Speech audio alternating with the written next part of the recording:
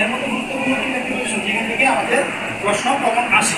Made of, made from, made with. Made of হচ্ছে কি এমন একটা বস্তু তৈরি হয়েছে যার উপাদান চেনা যায়, দেখে চেনা যায়। যদি কোনো বস্তু দেখে চেনা যায় তাহলে আমরা সেটা কি ব্যবহার করব? Made of. প্রিপোজিশন কি ইউজ করব? Made of. কোনো একটা বস্তু দেখার পরে বোঝা যাচ্ছে না এটা কি বস্তু থেকে তৈরি করা হয়েছে, সেক্ষেত্রে আমরা কি ইউজ করব?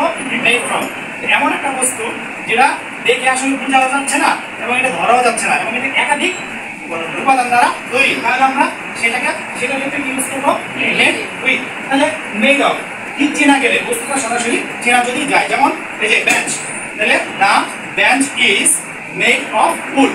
তার মানে কি বেঞ্চটা কাঠ দিয়ে তৈরি চেনা যাচ্ছে, তাই এটা কি মেড অফ।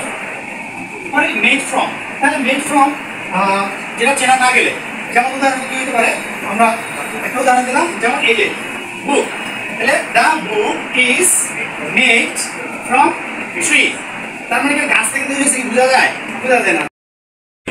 মেনুতে নিয়ম আমরা জানি যে অনেক বস্তু থাকে এবং স্পর্শ করা যাবে না, যেমন নর্মালি আমরা উদাহরণ যেমন কেক কিংবা রুটি থাকতে পারে।